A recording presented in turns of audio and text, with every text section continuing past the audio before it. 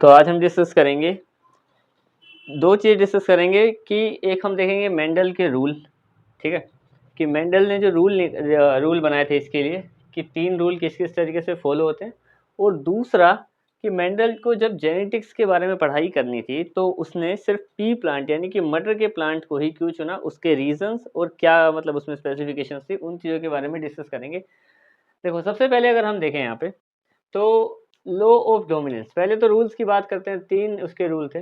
पहला देखिए, law of dominance. अब इसमें क्या बोला है कि इन हेट्रोजाइगस पेयर, इसकी पुरानी वीडियोस अगर तुमने देखी होगी तो हेट्रोजाइगस पेयर यहाँ पे तुम्हें पता होगा क्या होता है, जिसमें अलग अलग वो होते हैं एलील हमारे पास, ठीक है, कैपिटल स्मॉल उस तरीके से, ठीक है, जिसमें से एक डोमिनेंट होता है, एक रिसेसिव होता है। डोमिनेंट का मतलब जो अपनी बात आगे ना चलने दे, रिसेसिव जो उसकी बातें मान ले, ठीक है।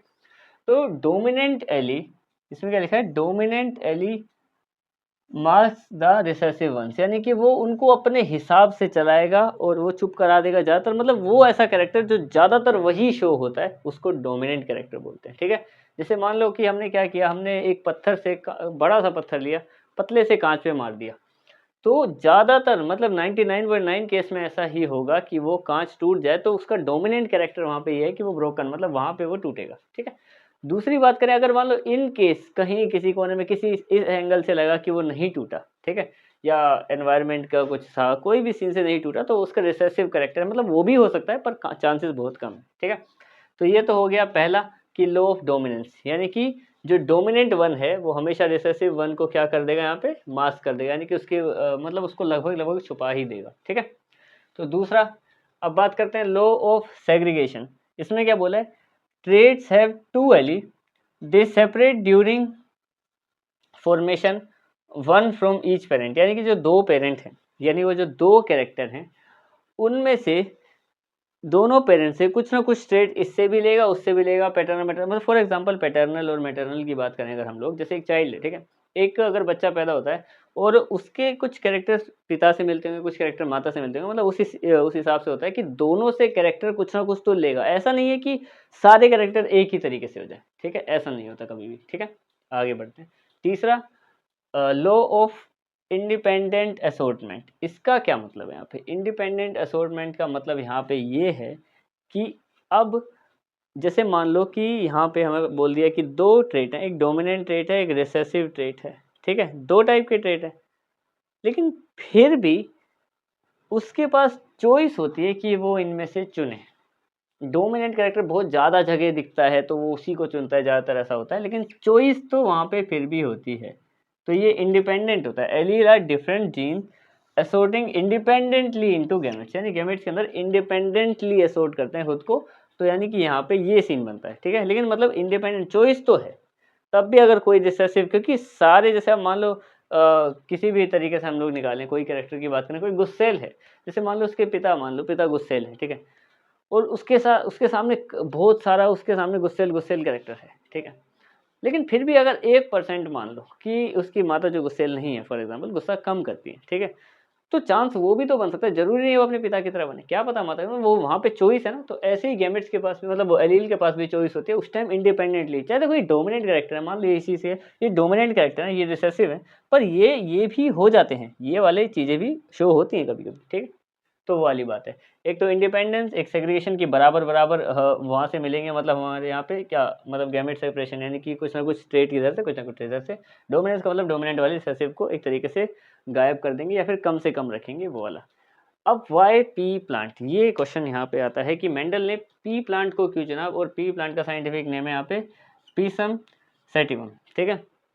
अब चुनने के कई सारे कारण हैं। पी प्लांट मटर का जो होता है, ठीक है, मटर को क्यों चुना उसने, पहली बात तो एनुअल प्लांट है भाई, उग जाता है साल में, हर साल उग सकता है, ऐसे कोई दिक्कत नहीं कि एक बार आम के पेड़ की तरह लगा दिया तो बस लंबा समय लग गया। क्योंकि अगर एक बंदे को एक्सपेरिमेंट करना है तो उसको कोई ऐसी चीज़ ही करनी पड़ेगी जल्दी से ग्रो होके ख़त्म हो जाए, ताकि नेक्स्ट पीढ़ी नेक्स्ट पीढ़ी नेक्स्ट पीढ़ी देख सके। आम का पेड़ है, ठीक है, आम का पेड़ अगर लगा दिया जाए और उस पर रिसर्च करी जाए कि मतलब ये अच्छे से ग्रो होगा, फिर इसके सीड से दूसरा निकालेंगे, तो उनको उन जो वो प्लांट है, हम प्लांट को ही कर सकते हैं बेसिकली, ट्री को करेंगे तो ट्री को तो ग्रो होने में पूरा जन्म लग जाएंगे, इतने में तो बंदा ही मर जाएगा जिसने एक्सपेरिमेंट शुरू किया होगा। तो कोई ना कोई ऐसी ही चीज़ें देखनी पड़ेंगी जो जल्दी, मतलब जो एनुअली जल्दी से ग्रो हो जाए, ठीक है। अब दूसरा क्या है कि ईजी टू ग्रो, काफ़ी आसानी से हमारे पास पी प्लांट ग्रो हो जाता है, एक ये भी आ गया। तीसरी बात करें तो इसका लाइफ स्पैन बहुत शॉर्ट होता है, जल्दी से ग्रो होता है, उसके बाद मतलब अच्छे से पक के खत्म हो जाता है, मतलब काफ़ी जल्दी हिसाब होता है इसका। अब एक और अगर हम बात करें यहाँ पे लार्ज नंबर ऑफ ऑफस्प्रिंग्स, यानी कि इसका मतलब क्या है यहाँ पे कि जो ऑफस्प्रिंग्स है इसके होने वाली जो पीढ़ियाँ हैं अगली, वो काफ़ी ज़्यादा नंबर्स में होती हैं, बहुत ही सारी, कि रिसर्च करने के लिए हमें कई सारे टॉपिक मिल जाते हैं, जैसे यहाँ पे अभी हम देखेंगे कितनी सारी हैं। अच्छा, ऊपर से इसमें चॉइस होती है क्रॉस और सेल्फ फर्टिलाइजेशन की, यानी कि जैसे प्लांट्स में हम पॉलिनेशन कहेंगे तो क्रॉस और सेल्फ पॉलिनेशन की यहाँ पे प्रॉपर्टी होती है हमारे पास, कि या तो मतलब इसी का, वैसे तुमने रिप्रोडक्शन वीडियो में हमने देखा होगा, जो रिप्रोड्यूस वाला, हाउ डू ऑर्गेनिज्म रिप्रोड्यूस, उस वाले चैप्टर में हमने ये पढ़ा था कि सेल्फ पॉलिनेशन और क्रॉस पॉलिनेशन क्या था। चलो वहीं देख लेना। बाकी इतना बता दूं कि सेल्फ पॉलिनेशन यानी कि जिसका स्टेमन उसी के स्टिग्मा में चला जाए और किसी और का स्टेमन उड़ के किसी स्टिग्मा में जाए, तो वो होती है क्रॉस, जब डिफरेंट फ्लावर होते हैं। और सेल्फ का मतलब है कि जो स्टेमन यानी एंथर है, एंथर उड़ के उसी प्लांट का एंथर उसी प्लांट के स्टिग्मा में चले जाए, तो सेल्फ पॉलिनेशन। ठीक है। दूसरा, उसके अलावा 7 पेयर ऑफ एलील्स, यानी कि इसके पास काफ़ी सारे कैरेक्टर होते हैं।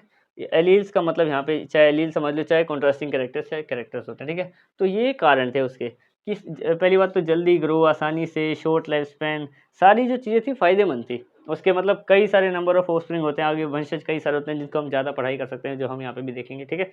तो अब यहाँ पे देखते हैं कि पी प्लांट के वो इतने सारे कैरेक्टर क्या हैं और किस तरीके से उनको स्टडी किया उसने स्टेप बाय स्टेप। तो अभी हम तो इस वाले टेक में हम सिर्फ यही देख रहे हैं कि उसने पी प्लांट को क्यों चुना था, और रूल्स ये हमारे पास ये है, पी प्लांट हमारे पास ये रहा।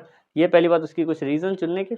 अब जो उसके कैरेक्टर से जरा इन पे बात करते हैं। देखो, सबसे पहले तो जो पी प्लांट है, मटर का जो दाना होता है, देखो उससे स्टार्ट करता हूँ। तो सीड की जो शेप है, उसका डोमिनेंट कैरेक्टर है राउंड, ज़्यादातर वो गोल होती है, कभी कभी रिंकल्ड होती है, मतलब ऐसी झुर्रियाँ वगैरह थोड़ी बहुत ऐसी थोड़ा उस टाइप की शेप होती है। ठीक है। तो डोमिनेंट कैरेक्टर है उसका राउंड, मतलब वो ज़्यादातर राउंड ही रहेंगी, लेकिन फिर भी एक रिसेसिव कैरेक्टर है रिंकल्ड कभी कभी। ठीक है। सीड का कलर उसका ज़्यादातर येलो ही होता है, लेकिन रिसेसिव कभी कभी उसके सीड का कलर ग्रीन भी हो जाता है। ऐसे ही सीड कोट कलर, अब जो सीड है, मान लो ये यहाँ पे हमारे पास उसका एक सीड है, मान लो इस तरीके से है वो। ठीक है।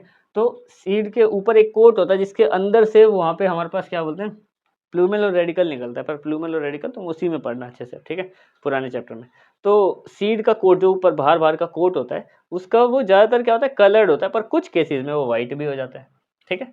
अब पोड शेप, पोड क्या होता है, पोड हमारे पास वो होता है जो मटर के दाने के ऊपर का कवर होता है, जिसको हम खोल के मटर निकालते हैं, तो उसकी बात करें यहाँ पे पोड। ये कहीं सीड कोट और पोड को सेम मत समझना। सीड कोट मतलब वो, सीड कोट का मतलब है जो बीज के ऊपर का हल्का सा कवर है, और पोड मतलब जब वो पीयर, मतलब एक तरीके से जो पी प्लांट है वो अच्छे से ग्रो हो गया, जो मटर है, अब उसको जो छीलते हैं ना बाहर वाला हिस्सा, उसको बोलते हैं पोड।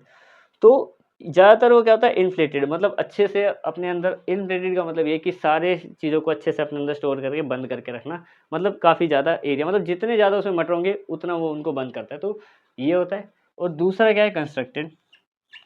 इसमें यह है कि अच्छे से बंद करके रखता है। कुछ केस ऐसे होते हैं, मतलब बहुत कम केस ऐसे होते हैं, मतलब कंस्ट्रक्टेड, यानी कि जिसमें क्या होता है, कभी कभी मतलब बहुत ही ज़्यादा ऐसे शेप बन जाती है कि बिल्कुल बने हुए हैं और कोट बिल्कुल चिपका हुआ है उनसे, ऐसे बहुत कम शेप होती है। जनरली वो अच्छे से ऐसे बंद होता है, उसके अंदर मटर आराम से बैठे होते हैं, ऐसे भिड़े भिड़े नहीं बैठे होते। ठीक है। तो इन्फ्लेटेड का मतलब आराम से रखना।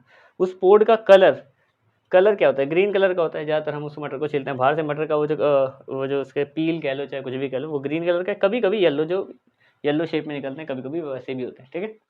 उसके अलावा बात करें, जिस प्लांट पे वो लगता है तो उसमें फ्लावर की पोजीशन क्या होती है, ज़्यादातर क्या होता है, डोमिनेंट कैरेक्टर है अलोंग स्टेम, मतलब जहाँ जहाँ तना जा रहा है वहाँ वहाँ पे लग गए, ऐसे ऐसे करके उसमें फ्लावर इस तरीके से। ठीक है। और बहुत कम क्या होता है, कभी कभी बिल्कुल टॉप पे जाके लगते हैं ऐसे सामने। ठीक है। ये हो गया।